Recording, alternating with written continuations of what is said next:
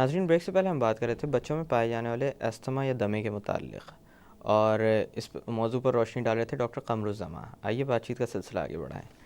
Doctor صاحب، جیسے کہ استھما کے علاج کے بارے میں بات کی جا رہی تھی، تو میں آپ سے یہ پوچھنا چاہوں گا کہ بہت سارے بچے ایسے ہوتے ہیں جن کے اندر عمر کے ساتھ استھما صحیح بھی ہو جاتا ہے، اور ایک عام خیال یہ بھی پایا جاتا ہے کہ بچے جب بڑے ہوں گے تو یہ بیماری صحیح ہو جائے گی۔ کیا ہر بچے کے ساتھ یہی عمل ہوتا ہے، یا کچھ ایسے بھی ہوتے ہیں جو بڑے ہونے کے باوجود بھی یہ مرض اپنے اندر باقی رکھتے ہیں؟ جی، مطلب جیسے میں نے پہلے عرض کیا تھا کہ برونکیولائٹس جو ہے وہ تو خیر ایزما ہے نہیں، 2 سال کی عمر تک بچوں کو ہوتا ہے، اس کے بعد پھر وہ مطلب ٹھیک ہو جاتے ہیں، پھر انہیں نہیں ہوتا ہے۔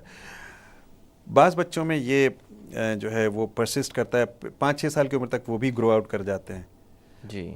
پھر کچھ بچے ہیں جن میں یہ پھر رہتا ہے بعد تک، یعنی ایڈولیسنس، بلوغت تک بھی ہوتا ہے، اس کے بعد بھی ختم ہو جاتا ہے۔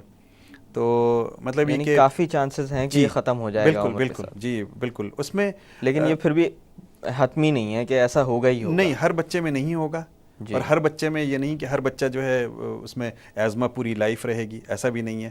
جی۔ اچھا، وہ بچے ایک تو میں نے جیسے پہلے عرض کیا تھا کہ جینیٹک فیکٹرز جن میں ہیں، اس کے بعد پھر وہ بچے جن کے کہ مطلب جو جنہیں اگر ایکسرسائز انڈیوسڈ ہے تو وہ اگر ایکسرسائز کریں گے، وہ روک لیں ایکسرسائز، تو ایکسرسائز سے مطلب یہ کہ کوئی بھی بھاگ دوڑ کرنے والی چیز اگر کریں گے، سانس پھولتی ہو، مطلب اگر ویزنگ ہو رہی ہے، یعنی برونکوسپیزم ہو رہا ہے، سانس تو پھولے گا ویسے بھی، مطلب اگر میں بھاگوں گا تو تھوڑی دیر بھاگنے کے بعد میرے بھی سانس پھولنا شروع ہو جائے گا۔ لیکن اگر برونکوسپیزم کی وجہ سے سانس پھول رہا ہے تو وہ بچے جو ہے مطلب ان میں پھر ان کو روکنا چاہیے ایکسرسائز سے۔ پھر اگر ہم دیکھتے ہیں کہ گھر میں اگر پیٹس ہیں، جی، مثلا بلی یا کوئی پرندہ، تو جس کی وجہ سے ہوتا ہے، اس سے ہم ایوائڈ کریں، تو وہ بھی مطلب ایک فیکٹر ہے کہ جو بچوں کو مطلب بچوں کے یا کوئی بھی مریض ایزما کا ہے اس میں بچاؤ ہو سکتا ہے۔ پھر جیسے میں نے عرض کیا کہ کاکروچ، کراچی میں ہر شہر میں ہر گھر میں ہی تقریباً کاکروچز ہیں، تو ہم اس کو ختم کرنے کی کوشش کریں، تو اس سے بھی ہو جاتا ہے کہ مطلب بہت سارے بچے بچ جاتے ہیں، بچے بڑے۔ جی۔ اس کے بعد پھر یہ جو آپ کے ڈیمپنس ہے گھر میں، کہیں پر بھی مولڈز ہیں، اس کو بلیچ سے کلین کریں تاکہ وہ مولڈز ختم ہو جائیں وہاں، پر ڈیمپنس کو ختم کریں۔ جی۔ جو ایئر کنڈیشنرز کے فلٹرز ہیں اس کو ہفتے میں 1 دفعہ 2 دفعہ اس کی صفائی کر لیں۔ جی۔ پھر کارپیٹس ہیں، کارپیٹس میں بھی ہوتا ہے، اس میں ہاؤس ڈسٹ مائٹس ہوتے ہیں، تو یا اگر ممکن ہو تو کارپیٹ ہٹا لیں، ورنہ ویکیوم کریں کارپیٹس کو۔ ہمارے یہاں ہوتا ہی ہے کہ کارپیٹ کے اوپر جھاڑو دیا جاتا ہے۔ جھاڑو دینے سے کیا ہوتا ہے کہ جو ہاؤس ڈسٹ مائٹس ہیں وہ اوپر جا کر پھر نیچے گر جاتے ہیں۔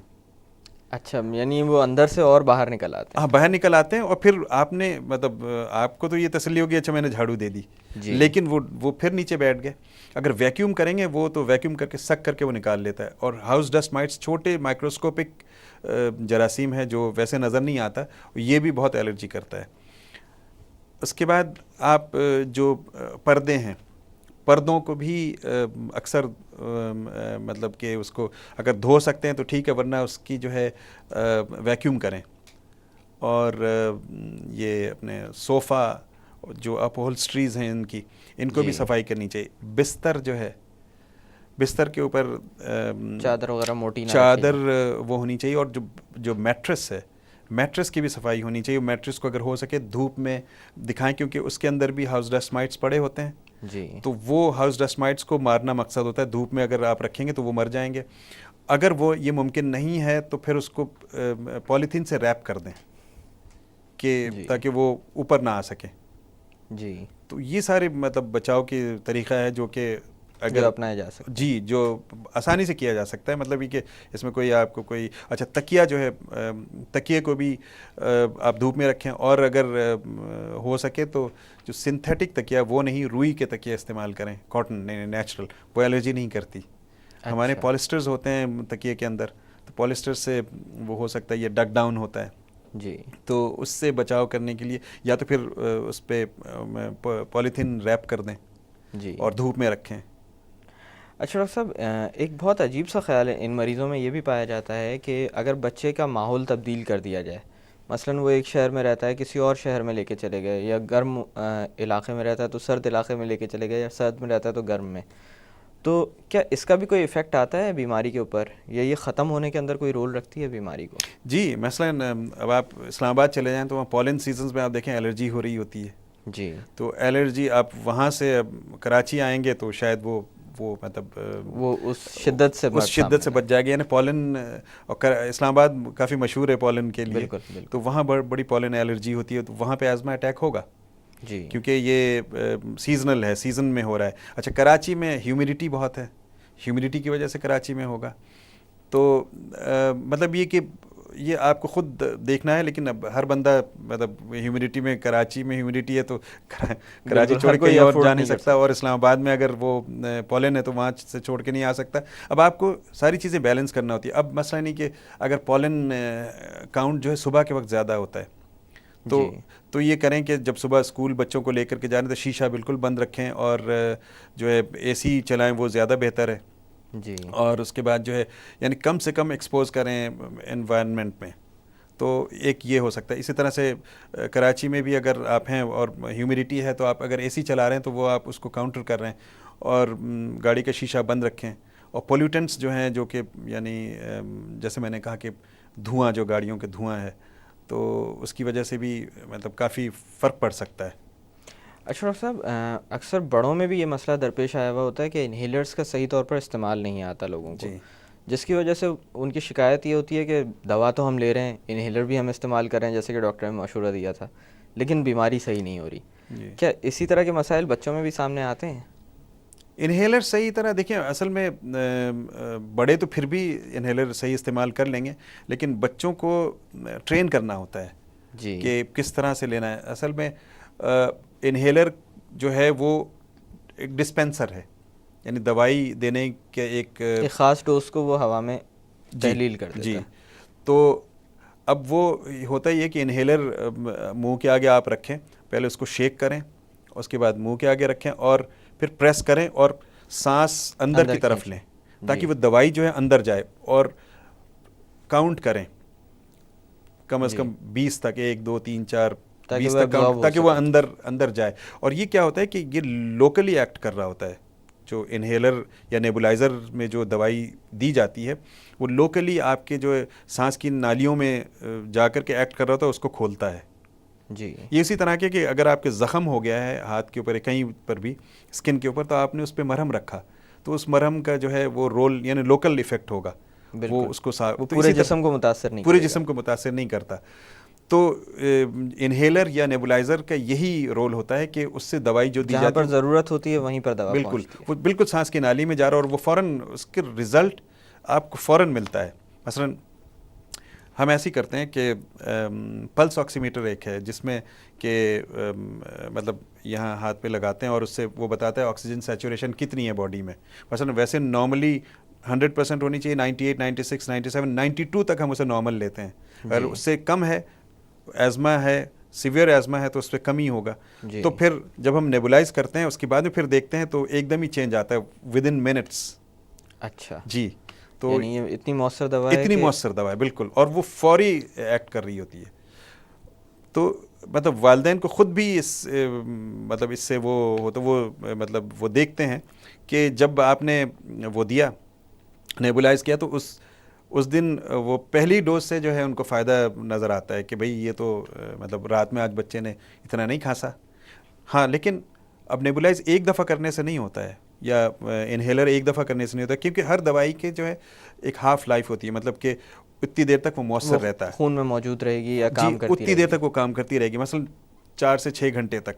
جی. آپ نے پھر اگر نیکسٹ ڈوز نہیں دیا تو کیا ہوگا کہ پھر دوبارہ وہ اسپیزم ہو جائے گا، دوبارہ وہ چیز ہوگی. تو اس لیے ڈاکٹرز جو ہیں مطلب وہ اس کو کنٹینیو کراتے ہیں کہ بھئی آپ اتنے دنوں تک اس کو دیں، اس کے بعد پھر آپ مجھے پھر آ کر کے دکھائیں، تو پھر اس کو ٹیپر آف کر کے بند کر دیتے ہیں کہ تاکہ مطلب وہ نالی جو پوری طرح سے کھل جائے.